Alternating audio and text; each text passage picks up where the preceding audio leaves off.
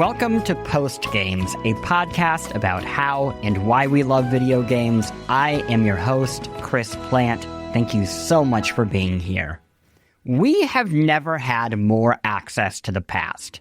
On the device that's playing this very podcast, you can, within seconds, access TV shows from the 1970s, art from the 15th century, or any century, and, of course, personal photos from your high school parties.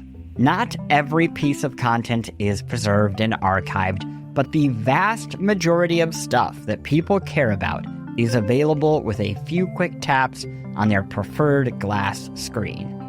While the content is available, the experiences have changed. Playing Super Mario Bros. On your smartphone at the airport with the odd mix of fussy touch controls and exceptional noise-canceling headphones is an entirely different experience from sitting inches from a CRT in your family's living room, your hands tethered to the console by the controller's cord, the television's static electricity ever so lightly lifting the hair on your forearms, the NES button sticky from spilled cherry soda, and the need to keep playing to the very end because you can't save. We can comparably easily preserve, archive, and remake our favorite entertainment. But can we preserve or recreate the original feeling, the original context? Not the media, but the medium. This month, following a successful run on the experimental gaming handheld Playdate, Blippo Plus will release on Nintendo Switch and Steam. The game, created in collaboration with an iconic indie band, attempts to reproduce the feeling of channel surfing in the early days of cable television. Its graphics aren't graphics at all, but full-motion video. Actors bounce around shows that resemble episodes of Pee Wee Herman, the concerts of Klaus Nomi, and the I can't believe they made this for kids programming of early Nickelodeon and MTV. As I played Blippo, flipping through the channels, I felt something I hadn't felt since the 1990s, since junior high. And then I wondered, what inspires artists to try to create not just a show or a TV channel slate, but the entire TV experience? This week on Post Games, can you fit cable TV into a video game? Act 1, From Rockstar to Game Maker. Act 2, The Birth of Blippo. And Act 3, as always, the news of the week. Plus a special and timely Patreon bonus, a user's guide to Metal Gear Solid Delta Snake Eater. Now, this isn't your usual guide. I won't be teaching you how to get achievements. I'll be teaching you how to get ideas and enjoyment. If you listen to the Death Stranding episode, you know how this goes. I love doing these, and people tend to love hearing them. They're a great primer before or while you're playing a game. And just some quick housekeeping, a reminder that if you like the show and you want to keep it going, you can subscribe at patreon.com/postgames. You get added segments in every episode, bonus episodes and videos, a great and growing community of fellow gamers, and so much more. You can also find Post Games on YouTube, TikTok, or of course your favorite podcast app of choice. This week, the band Yacht has provided music for all interstitials, so I'll turn up the volume and I'll let you sink into the beat.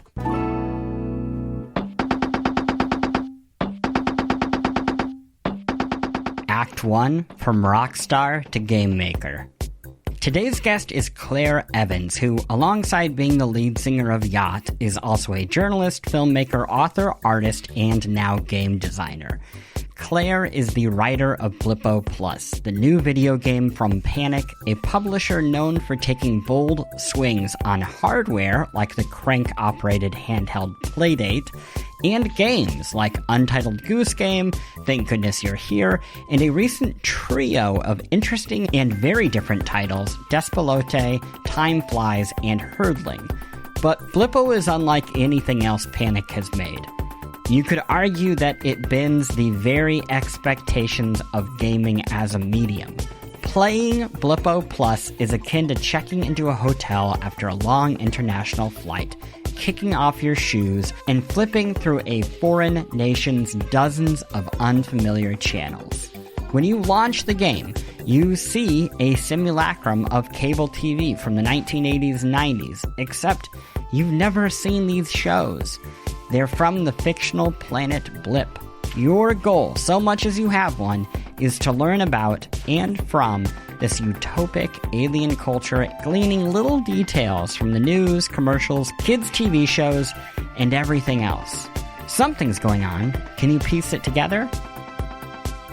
You're welcome to, but you don't have to. Yacht created this experience by partnering with dozens of Los Angeles artists, from elder art icons to millennial indie filmmakers to high school theater kids. After playing Blippo Plus and checking out some production materials at a marionette theater in Highland Park, I really wanted to learn everything about how this group of LA creatives used video games to not just adapt a TV show, but the entire cable TV medium. And with that, I'll throw to Claire. It is a new year and you want to eat better, but you still have no time to work with. You have no energy. You have so much going on in your life. Oh, what do? You do Factor. 2 minutes, real food, and you are done. You're not failing at eating healthy. You're failing at having 3 extra hours in every night. You're failing at not being a chef and wanting to do cleanup. Factor takes care of that. It has delicious food that is good for you. You got lean proteins, colorful veggies, whole food ingredients, and none of the yucky stuff, no refined sugars, no artificial sweeteners. It will offer you whatever you need to match your lifestyle. For me, Mediterranean diet, it really works well. But maybe you need something else, like a high-protein diet or GLP-1 support or ready-to-eat salads. Whatever it is, Factor wants to meet you on your page. Always fresh, never frozen, and like I said, ready in 2 minutes with no prep, no cleanup, just chill. I use Factor. I think that you should too. Head to factormeals.com/postgames, 50 off, and use code postgames50 off to get 50% off your first Factor box, plus free breakfast for a year. Offer only valid for new Factor customers with code and qualifying auto-renewing subscriptions purchase. Make healthier eating easy with Factor. You are a musician, a writer, an artist, and now a game maker. You are a true multi-hyphenate. Can you give listeners a quick catch-up on your history, I guess, as an artist? It's many different intertwined threads. I used to be really anxious about it not fitting neatly in a box, but basically I think primarily I define myself as a writer. I've been like a science and technology journalist for, almost 20 years. I'm primarily a science journalist now. I write a lot about biology and biotechnology. My day job, quote unquote, is being a singer in a band called Yacht, which has been around also for 20 odd years and is sort of Yacht's an acronym for Young Americans Challenging High Technology. So that'll give you a sense of what our MO is, which is, making music, obviously, but also making lots of experimental experiences around the music that give us opportunities to try new things and work with people that we like. And then that somehow coalesces into writing and co-creating a video game, which I guess takes elements of both of those practices and adds a few more and leans on the collaboration of a lot of other people as well. This is a show about video games, and this is deemed a video game, Blippo, that we're going to talk about. Okay, you say so? Officially? It's like the least interesting question in the world about interesting things, right? Absolutely. Yeah, I think when people start scratching their heads, that's always a good thing. Well, how do you describe Blippo to your friends and family?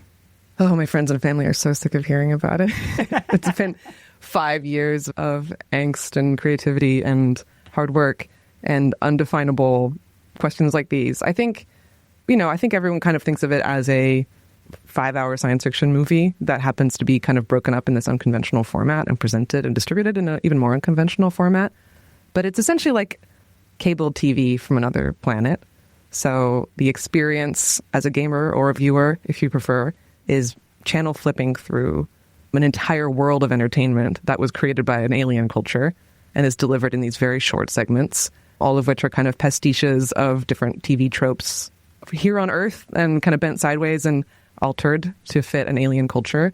And then throughout the experience of watching these shows, you learn about the world, you fall in love with its characters, and you also discover that there's this big kind of planet-shaking occurrence happening behind the scenes that you sort of begin to piece together and follow along over the course of, 11 weeks of in-world programming, which comes out to like 6 hours of content. How do you describe the general plot when the game is basically all of cable TV, but there is a story in Totally, it? yeah. Yeah. We've been trying to describe it as like, there's a story, but it's not being delivered by the individual shows. It's being delivered at a system level by like the streaming platform itself, right? So there's like this huge story that's touching all the lives of the people who are in the TV shows and the real world in which those TV shows take place. But it's, I don't want to spoil anything too much. It's kind of a first contact narrative. There are space anomalies explored. There are mysterious individuals who appear and set off cultural firestorms. And there are lots of in-world, on-planet cultural debates that occur as a consequence of these sort of larger phenomena. You seem to have made a video game about this idea of the medium is the message. We'll get to that before the end of this conversation. But yeah, it was really interesting to play it, both on the Playdate and soon it'll be out on the Steam and the Switch, because it really does feel like flipping through cable TV. And I'm curious if you could tell people a little bit about the inspirations for it. I think when people see it, they'll see Pee Wee Herman. But what are the art or media or anything that convinced you that this was a thing worth creating? Oh, man. It's a confluence of so many different references. I mean, it's kind of a love letter to television as a medium and to video as a medium. It spans from like Red Dwarf and Doctor Who and Star Trek and Buckaroo Banzai and these sort of camp, lore-heavy science fiction worlds, obviously. But it's also just really inspired by like hotel TV and like, finding yourself in a foreign city, browsing through what appear to be thousands of channels of things you've never heard of and you don't think exist in any world outside of that room. It's almost like visiting an alien culture. I mean, I don't watch a lot of over-the-air television anymore. And so when you have that experience of just channel flipping through all these weird shows, you're like, what world is this? Even on Earth, you have that feeling like, who is this for and what culture does this reflect? When you see it all kind of comprehensively like that as a whole, it just gives you a window into culture. Also love this like torrenting original rips of television with commercials from the 80s and just watching them through as like cultural documents and just how much you can learn about what was going on in a specific time based on not just the content of what's on TV, but how the commercials are presented, what sort of narratives and fantasies are being sold to you by advertisers in that time, the aesthetic of the interstitials, how people talk, how people dress. You learn so much about a world from its television. So that's really like what the idea is. But I mean, anyone who's watching it who's a fan of any number of things will find references in one show or another on Blippo. The great thing about Blippo is that there's different kinds of TV shows. There's news, there's soaps, there's chat shows, there's cooking shows. So each one of them is an opportunity to pay homage to something in that genre that we think is funny or that we love or have a fondness for. So half the fun of watching it, I think, is kind of digging through those references and seeing what it sparks for you, what it reminds you of, like what weird nostalgic experience it sparks for you. Yeah, it's been really interesting watching people like just in this first wave on the Playdate responding to the content, what things they're picking up on and what things they aren't. It's also very generational to see, what things to me are really obvious references, but maybe aren't if you're even like 5 years younger than I am. When we were chatting about it at the launch event / museum display / art installation that you all created, the comparison that really hit me was public access television. Absolutely. For people who are younger listening to this, who are not familiar with public access TV, can you explain how it worked in the past, both for the creators and for the audience? Yeah, I mean, public access was like a state-sanctioned slot of broadcast time and channel that people could use to make the people's television. Public access television studios in different cities would have facilities for people to use to make their very own TV shows after a very minor amount of training. And it was an incubator for a long time for like wacky stuff that people who maybe wouldn't have had a chance at primetime otherwise in their unique genius would produce. A lot of regional, obviously local interest programming, which is also really interesting. but also a place for freaks and weirdos and artists and musicians and countercultural people to express their point of view. I think it's a really interesting medium pre-internet. Like, it was kind of the one place where people could kind of broadcast their underground thing to the world.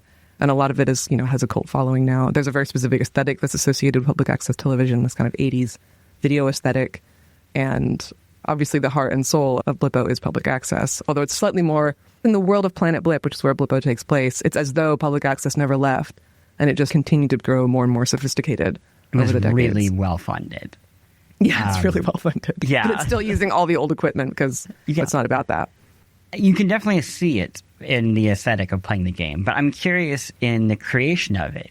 Did it feel like you were creating a space like that? What was the space that you were creating for you and your collaborators? Yeah, I mean, the space in which Blippo Plus was created is a pre-existing world. It's a studio here in LA called Telefantasy Studios. It's run by a video artist named JJ Stratford, who's our director and cinematographer and one of the co-producers of Blippo. She has been shooting in this style for many years, using all these original analog broadcast cameras, using all this original analog equipment.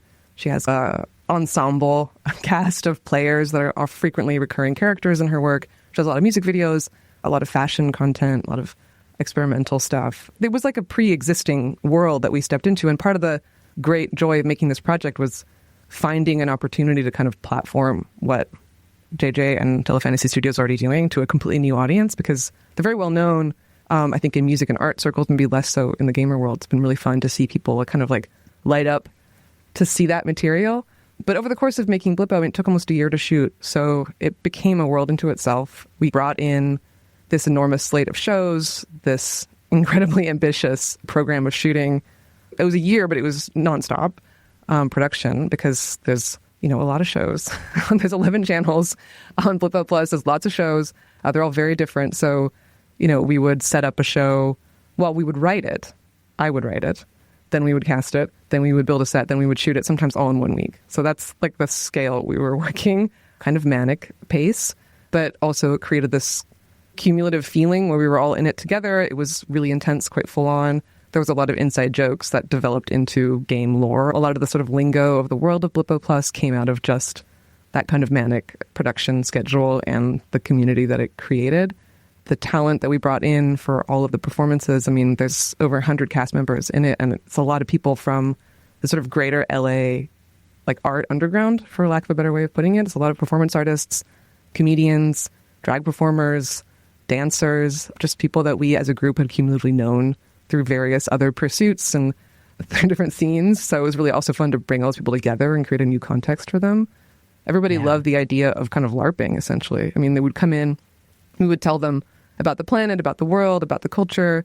They'd read the scripts, and then they would kind of just take it from there and create. It was really kind of a collectively created world. What I find so interesting about this LARP, let's say that's what's happening, right, is in that case, you are LARPing as not a TV writer, but a TV studio head, basically, like a head of Comcast, not even just one channel. And I'm curious about what it's like to design for that medium, because one, it's basically a dead medium, and two, maybe 20 people ever designed for not just a TV show, but a cable group, an entire collection of channels. What did you find in that as an artist?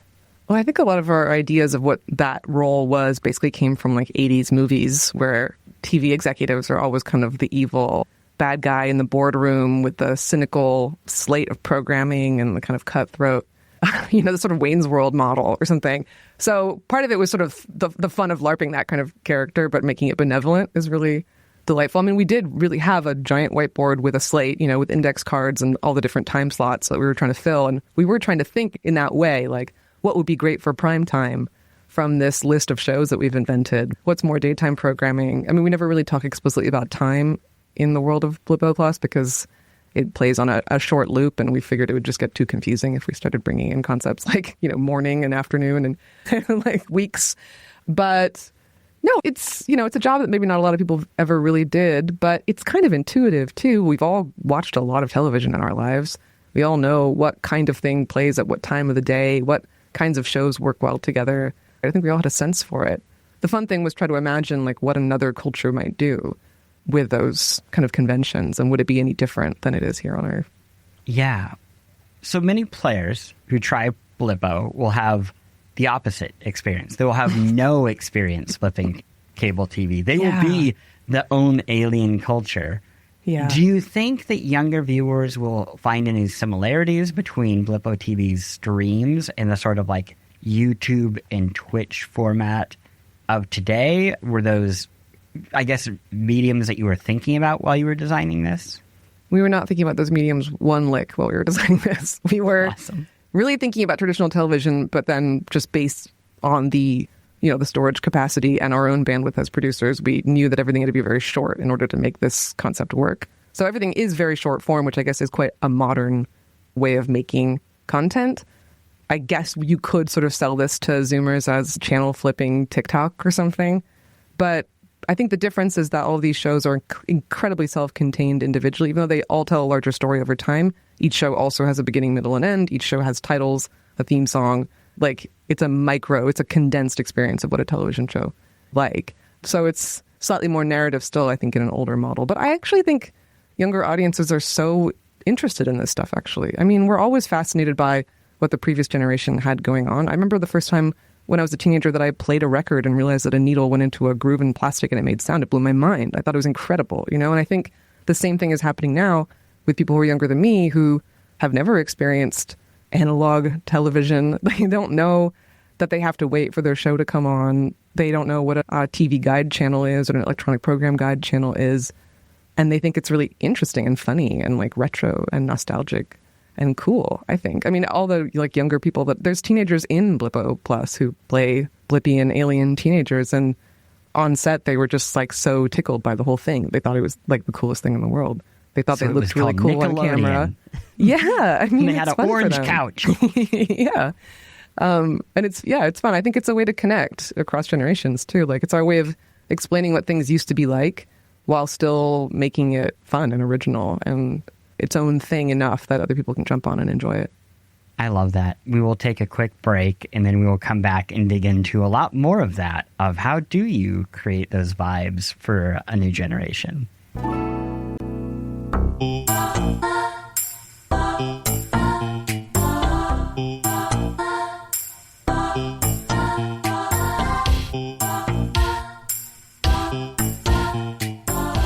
Okay, so we are back, and I want to start with Blippo's origin story. How the hell did this thing get made? Well, I think like most things, it's people.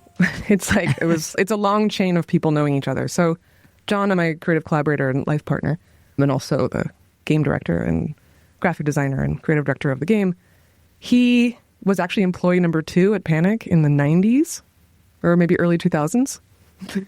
In that he like answered some customer service emails for cable back in the day. So we've all known each other a long time. And when Panic started working on the Playdate a very long time ago, over 10 years ago, we were at a music festival together in North Carolina, MoogFest. They showed us a prototype of this device and it looked amazing. And they were like, listen, if you ever want to make anything, we would love to do something with you. And I think they meant like an album or something small, like a music toy or something.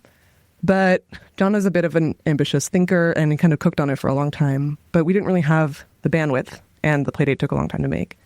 So it wasn't really until COVID and we stopped touring, because we were touring basically nonstop until then, that we had the time to sort of sit down and think, like, what could we actually do with this thing? There's no like good story about the moment of Genesis.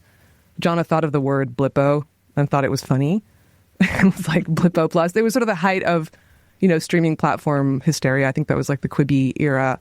There's a lot of joking about everything being something plus. So we were like, Blippo Plus is a really funny name for something. And we wondered if maybe video might look cool on the Playdate. We had one at that point, and we started experimenting with what it would look like to like dither live action video and put it on the Playdate. We made a music video in like 2021, I think. That was like all dithered Blippo Vision, the original Blippo Vision document.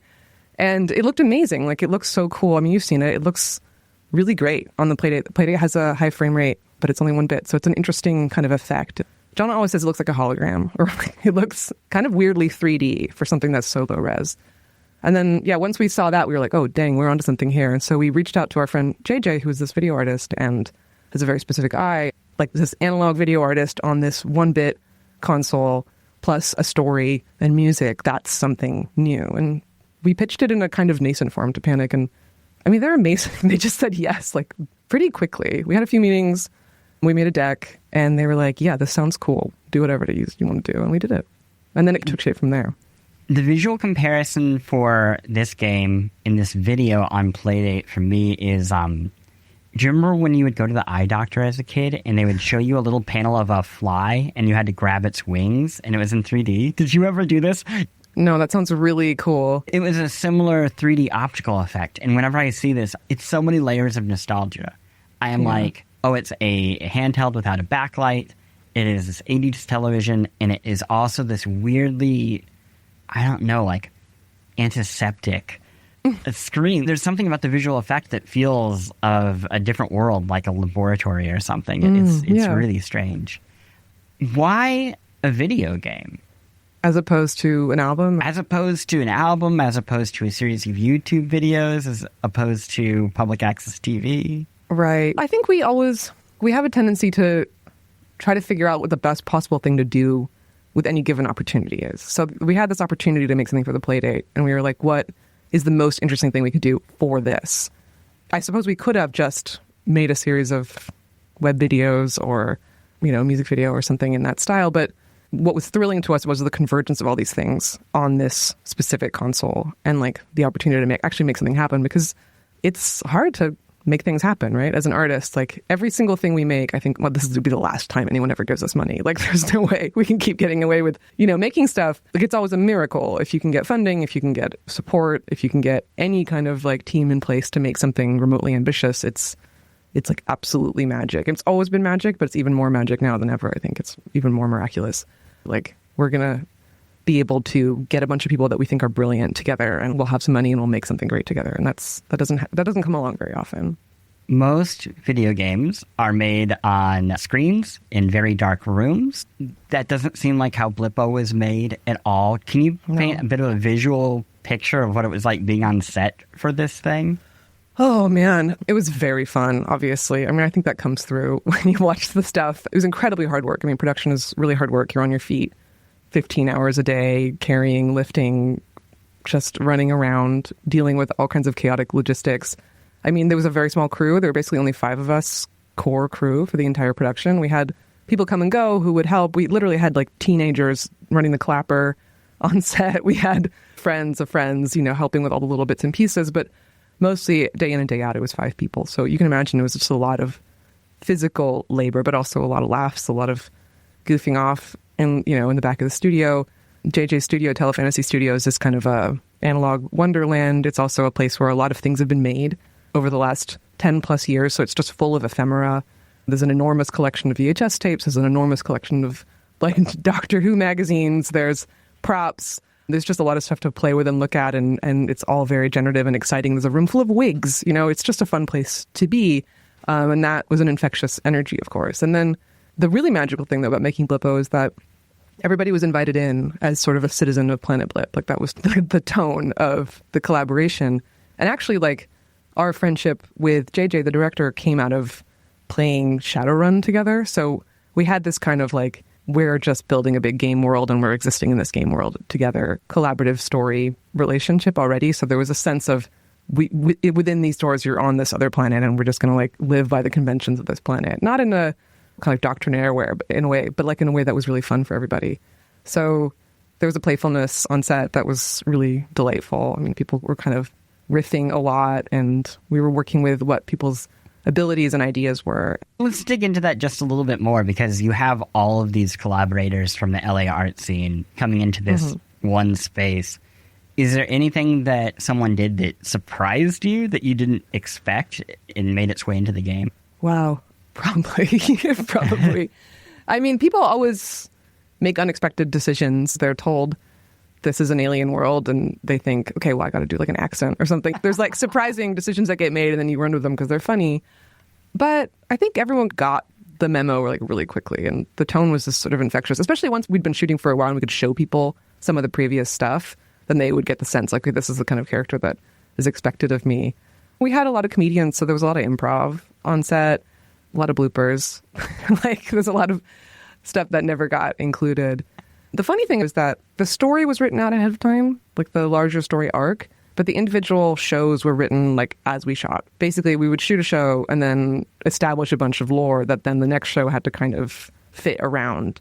And so it got more and more complicated and more involved by the end, because by the end we were sort of had all these puzzle pieces we were trying to fit together to make sure everything made sense. But a lot of it had this kind of like snowball quality. The lore had a snowball quality. So things got complicated and very silly very quickly. I mean, it sounds like any good tabletop group where when you're playing together, you by the end have all of this lore, and that's part of what makes it so fun, even if it's totally ridiculous. The trouble when we were playing Shadowrun is that we were always really bad at all the dice rolling stuff. We just wanted to make up stories together. And I think that comes probably through in Blippo as well, is that I didn't think to make a spreadsheet until we were way underway in the production. And I was like beginning to forget what happened when I had to like create something to hold it all down. The rules come later. Let's talk about preservation. For me, Blippo felt like a preservation of an experience that I assumed I would just never have again.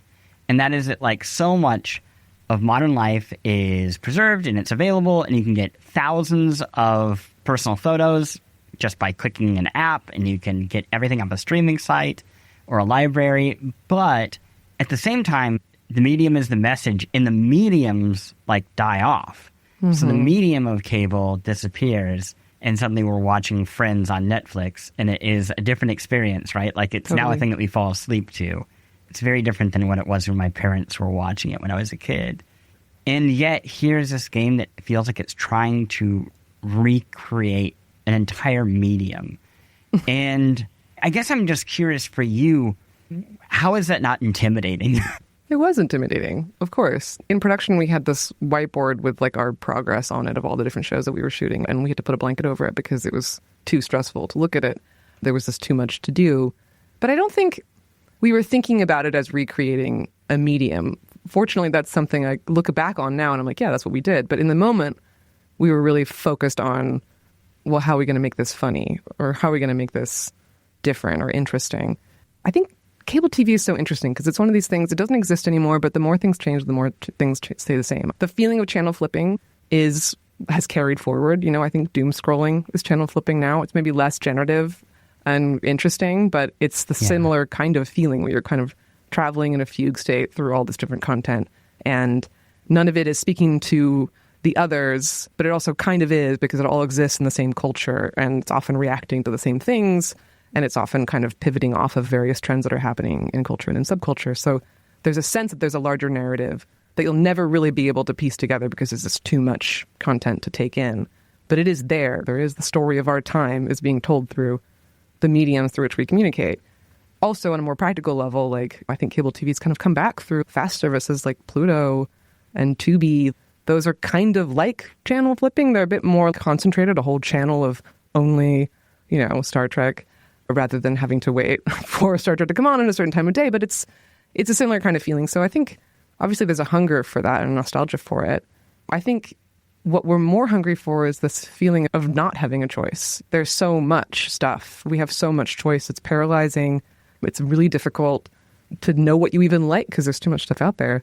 And there's something really satisfying about a constrained experience. As an artist, I've always been really a fan of limitations and constraints. I think most artists will say this. It can be overwhelming to stare at a blank page or to sit at an acoustic guitar and try to make something up. But if you're like, okay, it's got to be about this specific thing, that's why people make concept albums. Limitations are key to creativity. And often those limitations are economic as much as they are self-imposed.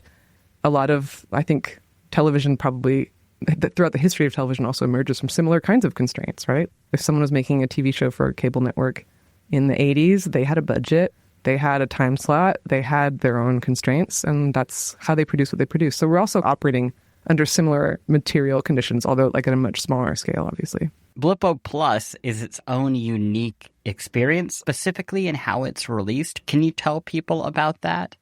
Yeah. So, okay. Well, Blippo Plus exists on two different formats. It's just two flavors. Yes. There's the Playdate flavor, which is really kind of hews much more to the traditional experience of television. It is really non-demand. It's a broadcast that happens over the course of 11 weeks. So every week, every Thursday at 10 a.m., you get a whole new slate of Blippo Plus shows. You have that whole week to watch them all, to discuss them, to figure out what's going on. And then the following Thursday, the slate is erased and replaced with the next one. So you're watching everything really in the moment in that way. Everything is in real time, so everything is locked to the same clock. If, your friend is watching Blippo Plus, you can tell them to tune into a certain channel to catch the same thing that you're catching at the same time, which just that alone is kind of a technical miracle that Panic really helped us pull off. I feel like you should have a separate conversation with the folks at Panic about how they actually did this technically with the streaming and stuff, because it's, I don't know anywhere else where you can even have that experience anymore. I guess terrestrial radio is the last sort of shared real-time experience, or like live television. I mean, I live in Los Angeles, like watching police car chases on television news, like on local news, is kind of the closest we have to these sort of shared experiences. It's been really fun watching the community that has sprung up around the Playdate version. They have a Discord. They're talking about all the shows. And on Thursdays at 10 a.m., they're unpacking everything that's going on. It's really fun to see. But the version that's coming out in September, at the end of September, is for Steam and for Switch in color. And that has a slightly different convention because we felt like it would be harder to pull that off on Switch. But that version has a kind of time-hopping mechanism where you can go back and forth between the different weeks. Once you've unlocked a certain amount of content and once you've understood the story, you can navigate back and forth by downloading new data packets and installing them and allowing your Blippo Plus cable box to scan the channels and reinstall the new data. It's a bit more of a sort of exploring kind of mechanic. It's all the same content, but you can kind of enjoy it at your own pace. As an artist and writer and the many things you do, I feel like maybe the grand unifier is you are very tethered to online culture and digital media. I'm curious, do you worry about preservation of these experiences or not at all? Is it a thing that you've just made peace with, that things fade and disappear? When you say these experiences, do you mean like our contemporary experience? Yeah, I guess if Blippo is recreating something from the past, do you worry at all about the fact that most of the stuff that you write online will probably be gone in 10 years outside of archive.org? I print it out, okay, so there's always going to be at least Okay, good. That's a true journalist. That's someone who's been working in the media for 20 years. I've seen things come and go too many times. Yeah, I mean, you kind of have to, I think the only way to survive, the like dark maw of time is to stick in people's hearts, right? I know about all the cool old video art and television stuff from the past because like dedicated, sweet, obsessive nerds have held the candle for me and for like my communities throughout time. Like that's what art is, right? We're like passing a message along. And if you make something that people connect with, I think you have a better chance. I mean, this is obviously like what every artist says, right? But there's something specifically about being a cult classic that I think like guarantees a certain kind of longevity. Things can be very successful and disappear from the public consciousness, but like no one will ever forget Buckaroo Banzai. There's something about a cult classic that when it finds the people that it's for, they hold on to it so hard. And I think that's like everything we love is that. And I think we just want to make something that is that for other people. This was your first video game. What did you gain from creating in this medium that you'd want to take elsewhere? Oh, it's been so interesting. It's so hard. Well, first of all, I mean, it's the only medium I've ever worked in, and I've published books, made podcasts, records, documentary films, probably a few other things. And I've never had something that people are looking at so closely. And I don't mean that is as successful, but like that the people who are looking at it under a magnifying glass. I've never really had that experience. Tell me more about what you mean by that. I mean, like the people who are watching it now are watching it. They're just really looking at every single little detail, and they're like looking for a meaning in every single little detail. And I think that's so beautiful and interesting because in my experience, I mean, with music, people maybe someone's into a record and they're interested in how it was produced, or they think the bass line's really cool, or maybe they're a bit of a nerd about it, but it's not like they're like analyzing spectrographs of the audio files to see if there's pictures in them. You know what I mean? And that's what we're getting now. And I'm like very humbled by that and a bit scared and thrilled. Like it's every artist's dream to have something that they put a lot of energy and thought into kind of accepted and read on that level, with the same amount of devotion. And the people who are into Blippo already like they're talking about the characters the same way that we all talk about the characters. They have a familiarity with them and they know what kind of stuff, like they know how the characters would behave or react to certain things because they know them. And in the same way that I know because I wrote them, and it's just fascinating. And so, I mean, I just feel really lucky beyond anything else. I mean, I'm a little bit nervous about what happens when it goes out to a wider gaming audience. I think some people will be kind of confused by it, and that's okay, because I think the people that love it will love it, and that's all I'm really concerned with. In terms of lessons that I'm going to take with me, planning, I think I'm going to be better at planning.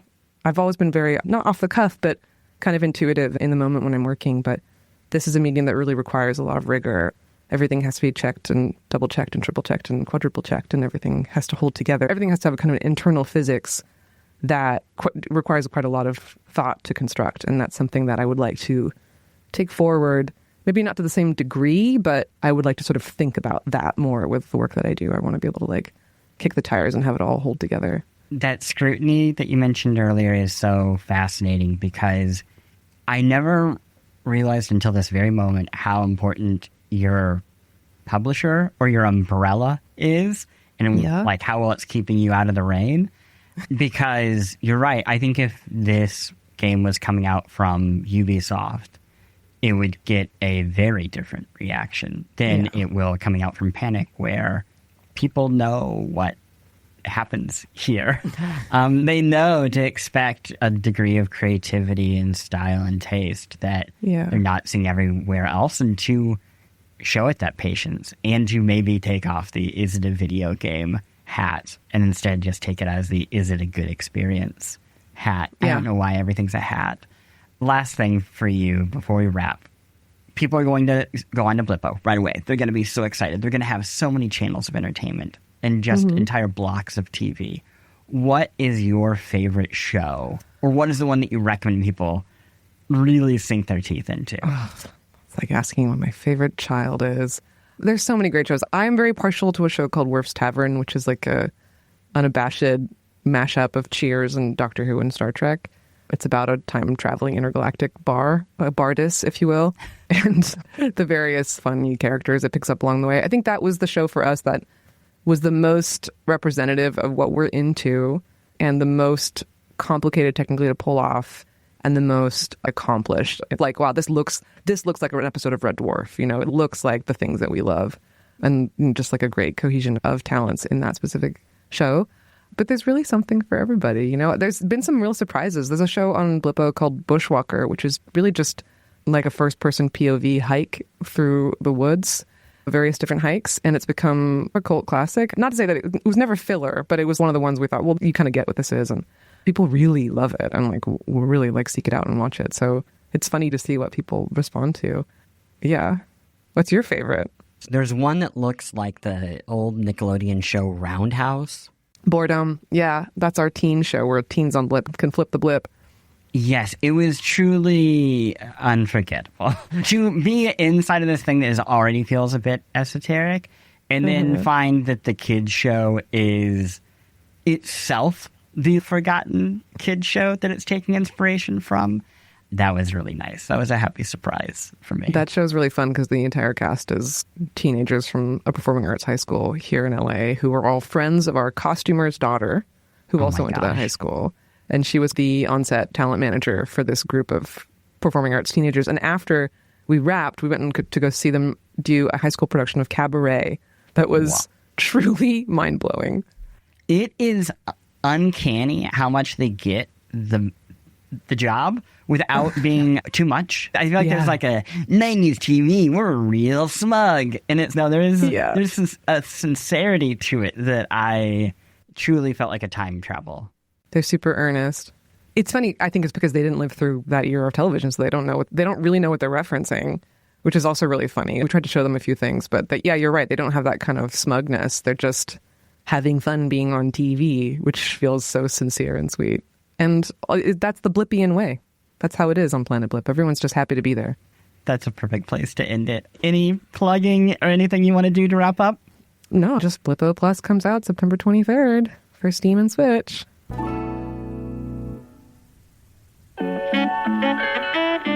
Patreon bonus. A guide to Metal Gear Solid Delta. Okay, so this is where we all split up. For Patreon subscribers, I have created a guide to Metal Gear Solid Delta, Snake Eater. It won't teach you how to find a specific quest, beat a challenging boss, or unlock a rare item.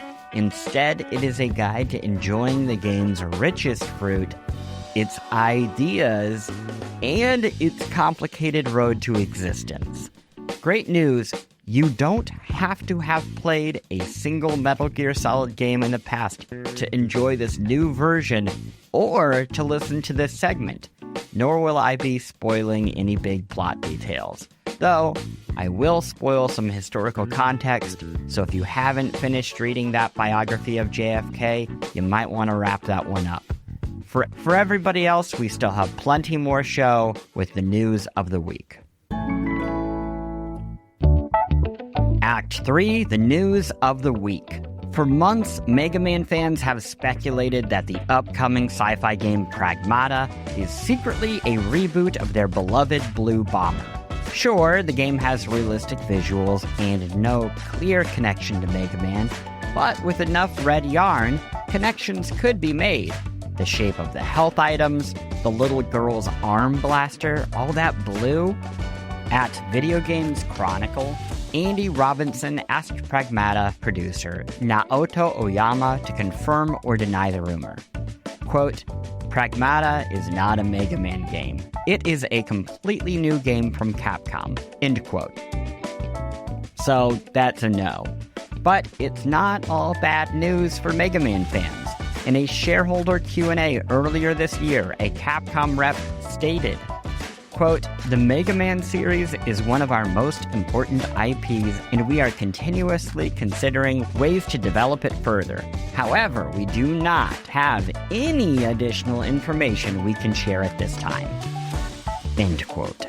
Speaking of the revival of iconic series from storied Japanese game studios, at Bloomberg, Jason Schreier spoke with the Konami producer Noriaki Okamura about the possibility of future Metal Gear games. Okamura has spent the past 5 years assembling a team to revive the franchise. Metal Gear Solid Delta is actually the first release, but he doesn't see it as the last. Quote, there's actually a lot of people who are still at Konami. Some have left, started doing their own thing, chasing a dream that they probably had for a while, Okamura said. One of the concepts that we have moving forward and what we feel is our duty is to keep the legacy going. We want to show our love and respect to those who worked on the games and be able to make sure it still goes on. End quote. And because, I like to end on some good news. In the past few weeks, 2 beloved ninja games from my childhood got remakes from 2 of my favorite studios of adulthood. Ninja Gaiden Ragebound from the Game Kitchen, the creators of Blasphemous 1 and 2, and Shinobi Art of Vengeance from Lizard Cube, the makers of the Streets of Rage 4. There is this instinct that takes over when 2 similar things appear. We feel this need to choose a winner. But as we learned when Armageddon and Deep Impact hit theaters in the same glorious summer of 1998, 2 great things can coexist. And listener, these 2 games are great indeed. They are 2 of the finest retro-style 2D action games in recent memory. I recommend them both wholeheartedly. Now, rather than battle one another, the 2 games teams have teamed up to fight the bigger enemy, financial stability in the video game industry. The pair have created a Steam deal that provides 10% off both games when you buy them together. Because the only thing cooler than one ninja is 2 ninjas. And that is the news of the week.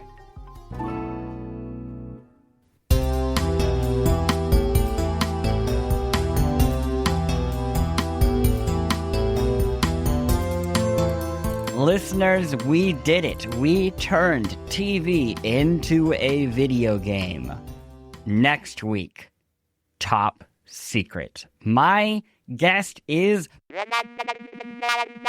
For the past 15 years, I've been a loyal fan of their work, dropping everything upon each new release. Next week, I get to talk with them about... And